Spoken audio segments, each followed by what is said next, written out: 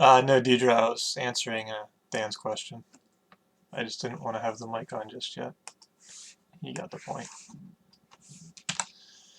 Your warm-up is actually problems from yesterday, so if you want to look at them. When I was looking over other people's stuff, those were the ones people had questions on. If I miss one that you did have a question on, you can tell me now and I can throw it up there probably pretty quickly before we start here.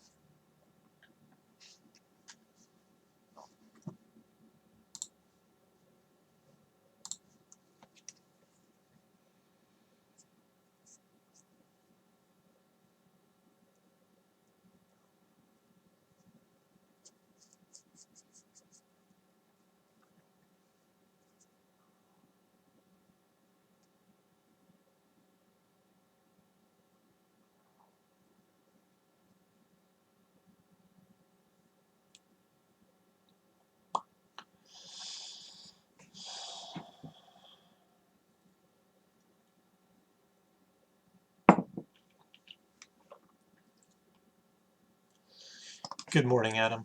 Glad you woke up today. You too, Elena.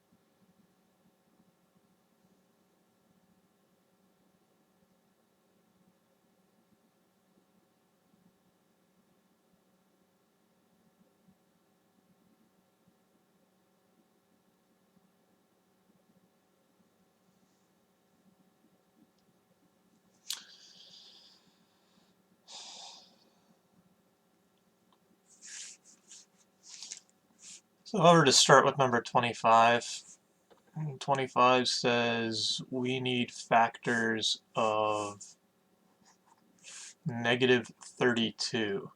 So in order to be negative, I need one of these factors to be positive and the other to be negative. Good morning, everyone. Welcome waking up. I am doing some questions from last night's homework that people had.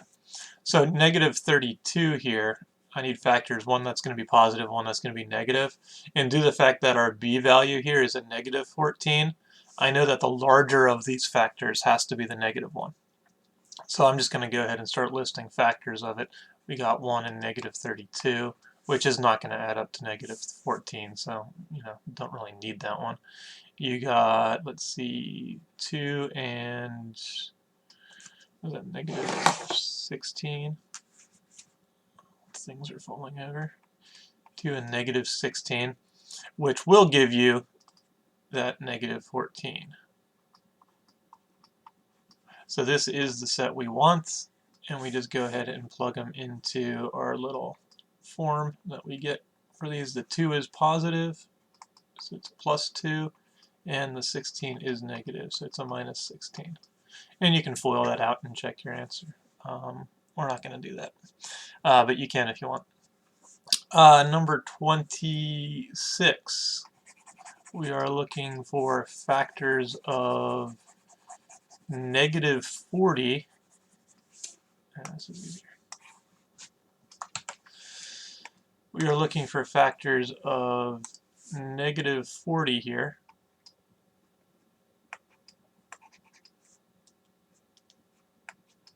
There it goes. Negative 40, and negative 40 meaning that, again, both factors have to have different signs. In this case, we have a positive 6, so here the larger one has to be positive. So we got 1 and 40, it's actually negative 1 and 40, which isn't going to help us. We got 2 and 20, again negative 2, which again isn't going to help us get to that positive 6. We got 4 and 10, which is the one we want, because negative 4 plus 10 gives you the negative 6. So these are the factors we want on this one. And we get d minus the 4 because it's the negative, and d plus the 10 because it's the positive. For 47, you're looking to do the same type of thing.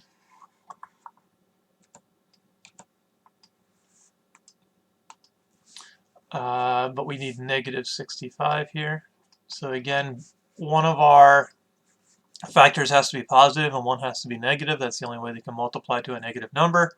And looking at the 8 over here, it is a positive 8, so we know that the larger one of these factors has to be positive. So looking at 65, I believe the one you want is 5 and 13. And again, it has to be negative and that has to be positive, so the 13 has to be the positive one, and that's going to give you your 8x.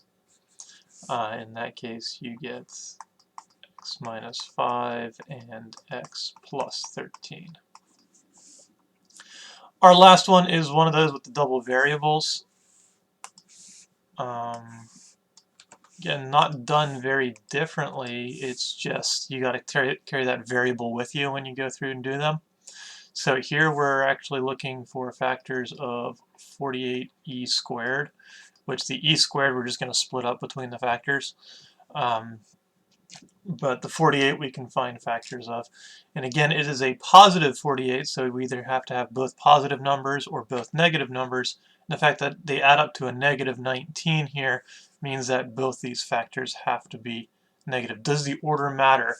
This is the same thing as x minus 16 over x plus 2. Multiplication is commutative. The order of these do not matter. You could write them this way if you wanted.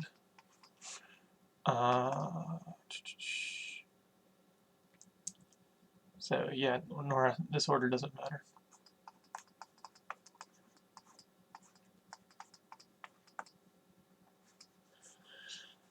Here, I mean, you're going to get different orders depending on how you order your factors over here, really, is what I'm doing. So I could do 48 and 1. However, they both have to be negative here.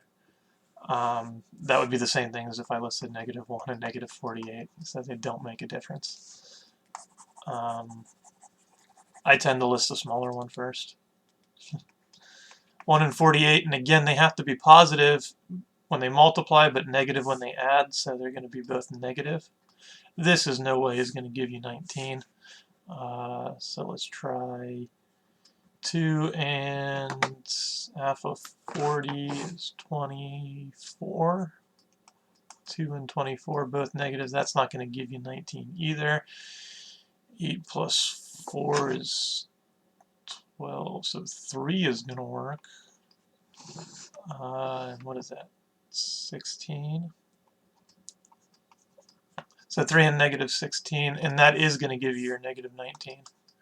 So you want the 3 and the negative 16 for this. But be aware that it does have the e squared here as well, so all what we're going to do is tack on an e to this and tack on an e to that when we write it over here. So this is going to give you the d from your first term here. We have a minus 3e, and we have a d and a minus 16e. And again, you can write that in the other order too. You can have d minus 16e times d minus 3e. So I'll give you a minute to look at those over, double check them if you did your homework with them. But those are the ones that I was looking through and I saw people either left blank or they had question marks by. If there's something I missed when you were looking and you want me to do another one from yesterday's work, please type the number in the chat there and I can throw it up. Before we start the new stuff today, which is a bit more complicated. Yeah, we're going to get a little more complicated. I'm going to show you the hard way to do it first, and then I'm going to show you the easy way that you're probably going to want to do it second. But you got to go through the theory of it first and the reasoning for it.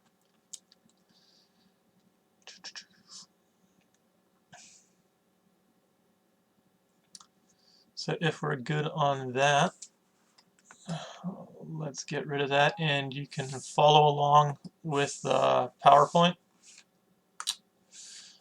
And we're going to be looking today, we are looking at trinomials in the form of ax squared plus bx plus c, which now we have a coefficient out in front, as opposed to before we were just looking at x squared plus bx plus c. So just getting a little extra step in here.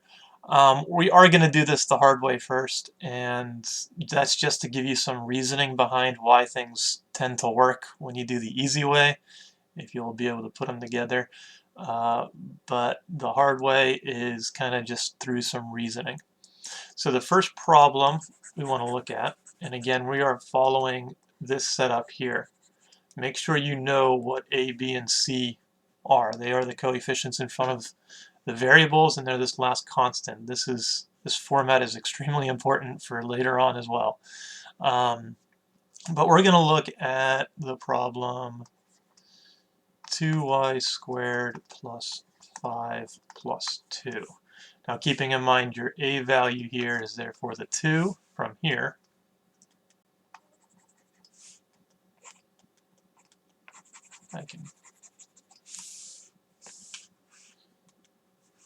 We have two 2's here, so just be careful with that. This here is your A value, this here is your B value, and this here is your C value. And I forgot the X, or the Y, we're using Y's. So just make sure you know which one's which. And we're going to start off by looking at that A value. We're going to start here. And I'm going to start thinking about factors of that A value, because again, this is factoring, so we're going to start picking out factors. And there really are only two different options for this. And remember, our format is going to look two binomials. You're going to have a sign in there. And your A values are going to be your first terms of these. So I can split this between the two of these a couple different ways. The first way I can split it is just saying, hey, we're going to have 2y squared all over there, and we're going to multiply that by 1.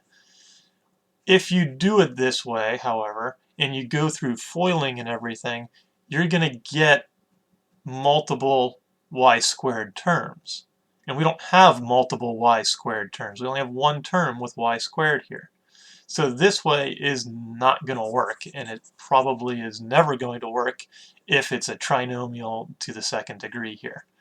So you want to split it up differently, and in this case the only other option you really have is having 2y here and y here. That way you split up the y squared. And technically you split up the 2 as well. 2 times 1 is the factor. So 2 over here and a 1 over here, but you don't need it. So that is really the only way you can split that up for it to make sense for this problem. Once you do that, you're going to start focusing on your C value here. So now I'm going to start going over to C value. And I'm going to treat it like I was doing before. I'm going to look for factors of it. And I made it easy for us for the first one. This is a positive 2, this is a positive 5, so these are all going to be positive numbers. We're not dealing with signs at all right now. And we want factors of 2, and the only factors of 2 we have, because it's prime, is 1 and 2. So these have to be the numbers. But you will note that neither of this, no matter how I look at plus being 1 and 2, I'm going to get a 5, which makes sense because I have a different coefficient out here. And that's going to mess with when I FOIL things, right? I'm going to be distributing that coefficient to things. So what you got to think about is which one of these is going to get multiplied by this 2. So you have the option, you can either multiply this by a 2 and then add them, or you can multiply this by the 2 and add them. And if I multiply this by a 2, I get a 3. 3 plus 2 gives me the 5. I'm sorry, if I multiply that by 2, I get a 2. That's why I'm messing up here. If I multiply this by 2, I get a 2. 2 plus 2 gives me the 4. If I multiply this by 2, I get a 4. And 1 plus n, that gives me the 5. This is the one I want. This is not.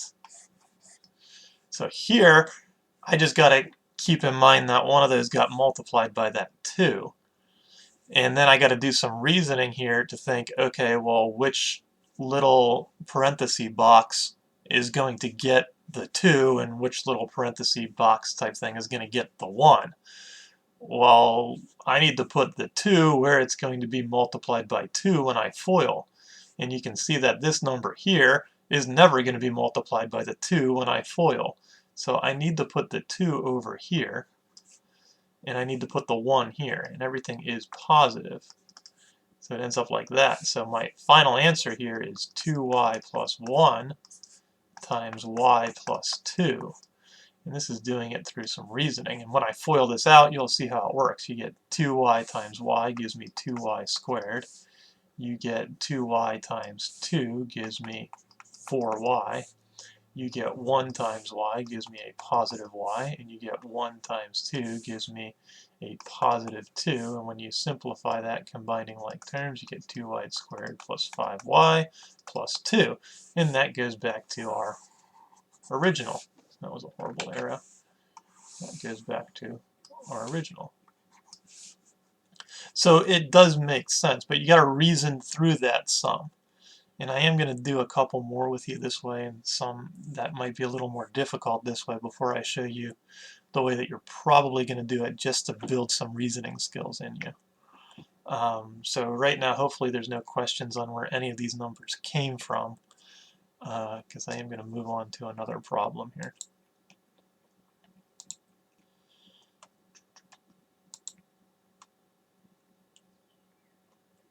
And that's going to be a little more difficult of one. I am going to leave our little template thing there, just so you get an idea of where A, B, and C are coming from. But our problem here is going to be 6n squared minus 23n plus 7. And this is going to give us a lot more options, not only because we have different signs going on here. We also have a 6 out front, which has more than just one set of factors. So again, just factoring out that 6 are possibilities. Our possibilities include, we could have 6n squared here and n here, or I'm sorry, and 1 here. And this is not going to work again, because having an n squared here means I'm going to have multiple n squared terms. So that one's definitely out, but I'm going to list it just because it is technically a possibility. It's going to be the wrong possibility, but it is. I could also split this up and be like 6n here and just n here, because 6 and 1, I'll write the 1 in, 6 and 1 are factors of 6. I could also do 2n and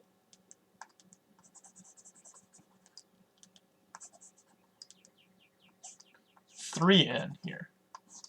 And again, I could also keep the n squared together, but anytime I keep the n squared together, it's going to give you multiple n squared terms up here, and we don't have that, so this isn't going to work. But technically, you could be like, well, Mr. Brent, you could also do 2n squared here and 3 here, right? But we know this isn't going to work. We know this isn't going to work. So we already know that we're down to one of these two possibilities.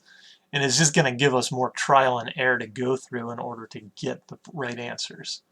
But once I've figured out my options for my A terms, I'm going to come over here and I'm going to find my options for my other terms. So here we have a 7, and it is a positive 7. which means that either both of these terms have to be positive or both of these terms have to be negative in order for me to multiply to get a positive 7. Looking at my b term, it is negative, so I know that both of these terms have to be negative. So what are my possible ways to get negative 7? Well, 7 is prime, so it's really just negative 1 times negative 7. There are no other factors that'll get to 7. But as you can see, neither one of these, when I add these up, I'm going to get a negative 23. Well, I have possibilities. I have two possibilities from here. I could be doing negative 1 times 6 plus the 1 times the 7, or I could be doing the 1 times the negative 1 plus the 6 times the negative 7. Those could work, and again, we're looking for a negative 23, so if I do 6 times negative 1, I get negative 6. I do negative 7 times negative 1, I get negative 7. However, that's going to give me negative 13, so this isn't going to work. Here I get negative 1 plus a negative 42, which is definitely not giving me 23. So these aren't working. So this is out. That's what that tells us. We've crossed this out, so that's not going to work. So then we have to do the 2 and the 3. And again, you have two different possibilities with this. You could have the negative 1 and the negative 7 are still the factors. And this one here could be multiplied by the 2, and this one here could be multiplied by the 3. This one here could be multiplied by the 3, and this one here could be multiplied by the 2. One of these hopefully will give you negative 23. So here we have a negative 2 plus a negative, what is that, 21, which is giving you the negative 23. So that is the one we want, but just for the sake of doing it, we'll do this one too. 3 times negative 1 gives you negative 3. 2 times negative 7 gives you negative 14. Negative 3 plus negative 14 gives you negative 17.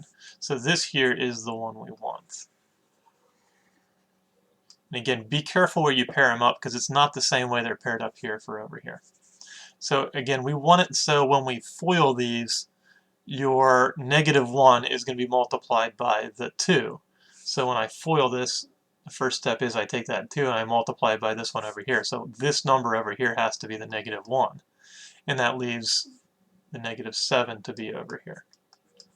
So your final answer after all that is done is 2n minus 7 times 3n minus 1.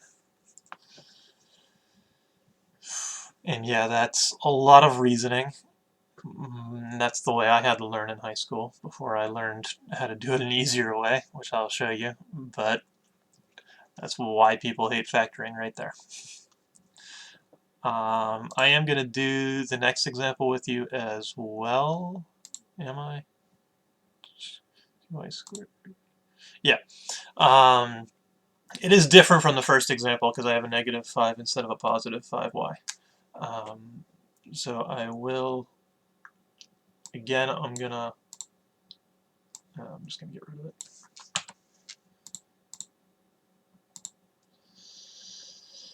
I will mention that it is still in the form of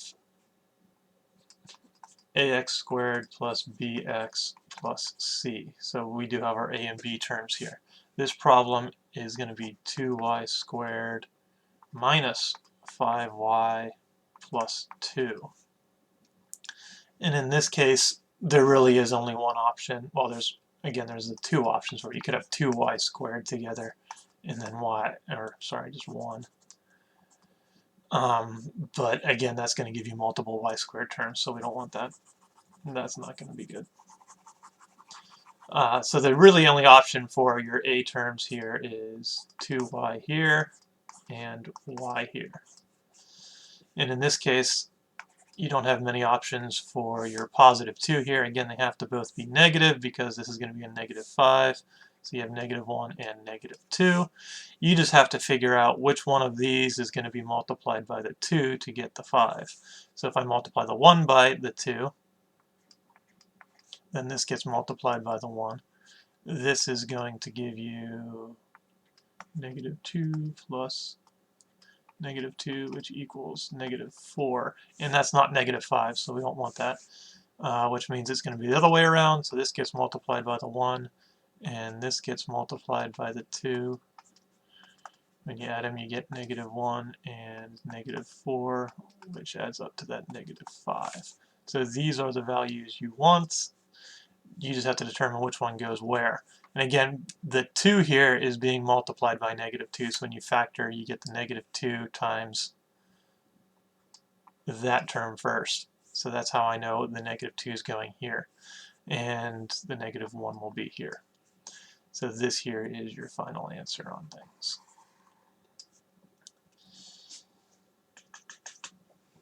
Any questions on how to deal with that right now? Again, this will be recorded and you can watch it over and over and over again once it gets processed. But I'm going to show you the way you probably want to do them next. And we're going to do that with our first problem first. So the one we did first was 2y squared plus 5y plus 2. And the little term that people have come up for this method is called the slide and divide method. And it will work every time. It's a little more systematic, so people tend to like it better. A little less trial and error. But we got slide and divide. And that kind of is your little rhyming term for the steps you go to do this. So the first thing you want to do when you slide and divide is you're going to take your A term and you're going to slide it over and multiply it by your C term. And then you're going to slide it off to the side. So my A term here is 2. Slide it over, multiply it by 2, and I'm left with y squared plus 5y plus, and then 2 times 2 gives you the 4. And then I slide the 2 off to the side and I forget about it, just for now. Once you do that, you now have a trinomial like you did before from earlier this week, and you're going to factor that like you did earlier this week. So here our factors are for 4. 4 is positive, and 5 is also positive, so we know that everything here is going to be positive. You only have possibilities of 1 and 4 and 2 and 2. This gives you the 5, this gives you a 4, so you don't need this. We want this one, and you're going to go ahead and write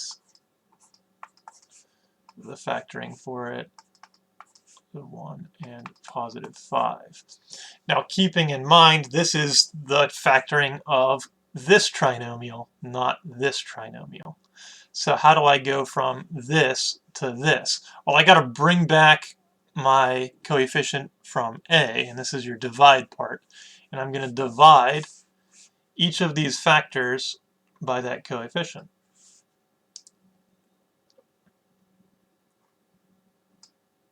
I'm sorry, this isn't 5, this is a 4. It's coming from this 4 here. I'm going to divide each of those by that coefficient. In doing so, I am then going to reduce each of them. I can't reduce this one, but this one does reduce. So if I rewrote everything, I get y plus 1/2, and I get y plus, well, 4 divided by 2 gives me a 2, so that just equals 2. And then all what I need to do is slide again. So if you want to say slide again, you're going to take the denominator. So I'm going to actually put the denominator here. This is actually 2 over 1. And I'm going to slide the denominators in front of the coefficients. So this is going to become 2y plus 1. And this is going to become 1y plus 2. However, we don't actually need that 1 there. And this here, if we FOIL it, we should get this. So let's go ahead and FOIL it. 2y times 2y gives you 2y squared, which is making sense so far. 2y times 2 gives you 4y. 1 times y gives you y, which again, that's going to add up to your 5, so that's making sense. And 1 times 2 is going to give you your 2. So this reduces, or combines down to 2y squared plus 5y plus 2. And you'll note that this here is the same as that there. So this here is your slide and divide method. And I'll do a couple more like this because this is probably the way you're going to want to do these, just because it is systematic and it's going to work every time. And you don't have to sit there and trial and error for factors of your A term and trial and error too much for your factors of your C term while trying to multiply it by things. So we can do another example like that because I'm sure you're going to need it. And we might as well just go ahead and do example 2 that way. So we already have the answer to that from earlier, which I didn't save, so maybe some of you wrote it down to confirm it, but we will check it anyways. So this one here we have 6n squared minus 23n plus 7. And we are going to slide and divide. So the 6 gets multiplied by the 7, then off to the side. And I'm left with 2n minus 23n plus 42, because 6 times 7 gives you the 42. Then I'm going to factor this like normal, so come off to the side, look up factors of 42. Well, let's look at the signs first. You'll note that 42 is positive, so both the signs have to be the same. You'll note that 23 is negative, so both the signs have to be negative. So here we have -1 and -42, which definitely isn't going to work. You have -2 and -21, which is what we want because that equals -23. So I don't have to go any further. I'm not going to do my 3, 4, 5s or whatever. So these here are the factors we want. So if we were to rewrite this, we'd get n squared. I'm sorry, just a normal n because that's getting split up. -1 and n minus 2. With that, I go back to the 6 that I slid off, and I'm going to divide each factor by 6. And then I'm going to reduce. So this does not really reduce much. I'm sorry, this is not what I wanted. Where did I put that? Those are not the factors I chose. I chose 2 and 21. So this is a -2 and this is a -21, not just 1 and 2. I don't know what I was thinking there. But yeah, these are the factors I want. And I'm going to divide each of these by 6. You'll note you can catch mistakes if these don't reduce. These will reduce every time. You will not be left with it because there's no way I'm going to have 6 in front of both of these because that would make it a 36 up here. But one of these will definitely reduce every time. So now I reduce them. 2 divided by 6 gives me n minus 1/3. And over here, 21 divided by 6 gives me n minus, and let's see, you can take 3 out of each, so 7/2. I'm sorry, that's a minus sign. Right? And once you do that, you slide your denominators to the front, and you're left with 3n minus 1 and 2n minus 7. And again, you can check it by foiling it. That gives you 6n squared plus, might as well just keep the sign, gives you -27n That gives you a negative 2n. This is 21. Can't do math today. Having an off day. And this here gives you negative, or positive 7. And then when you combine it, you get 6n squared. This gives you your negative 23n, and then you have your positive 7. So it does go back to your original.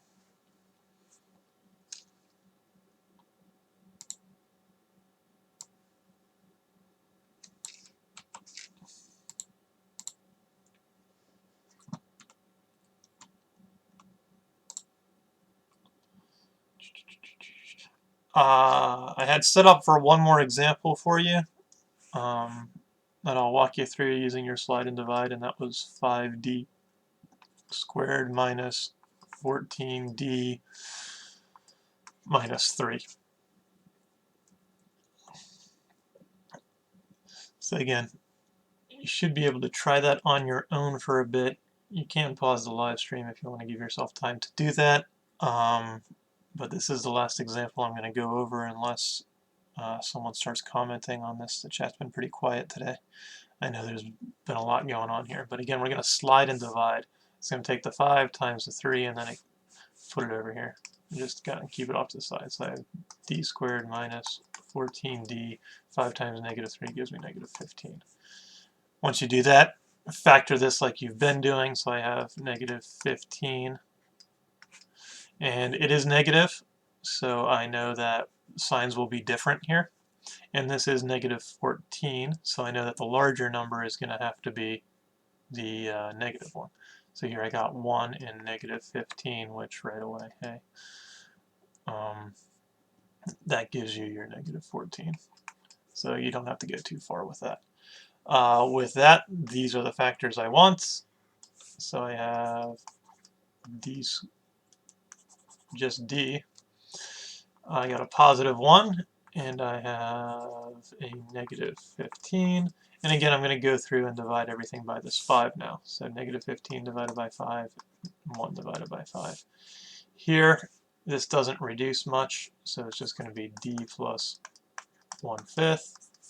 Over here, this does reduce. Negative 15 divided by 5 gives you a negative 3.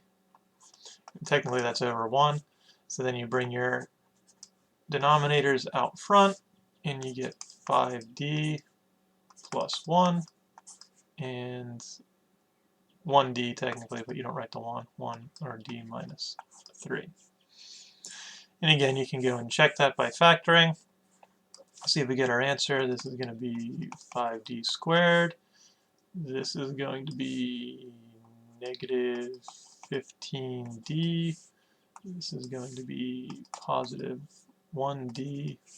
This is going to be negative 3. And then you get 5d squared minus 14d minus 3, which again matches what we had to begin with. So we did a couple examples both ways. Whichever way you're more comfortable with, you're welcome to do it that way. I have a feeling you're going to use the slide and divide method because it is systematic and it works easier and there's less guessing and checking involved. It just kind of gets you the answer. Just stay on the path. You still need to be able to factor the original these trinomials with it, but there's that. Your work for today is also posted. Let me see what that actually is because I don't remember what I gave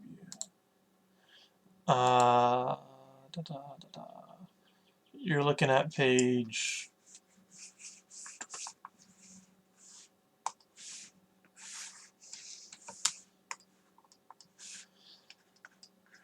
488. I believe it's 13 through 27. And they're all going to be stuff in the form of ax squared plus bx plus c here. It's not as much as yesterday, but it is a handle on things. Slide and divide is going to make it a lot easier. But yeah. With that, give it a shot. If you have questions, you can email me. You can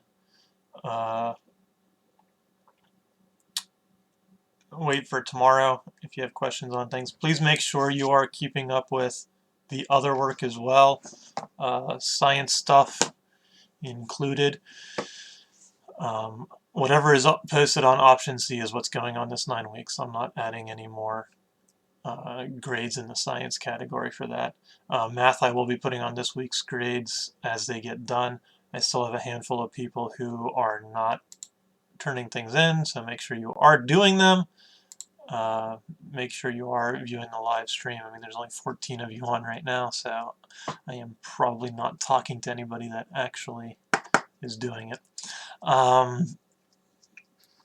But yeah, make sure you got that. If you have questions, you can email me. I can email you back with examples or whatever.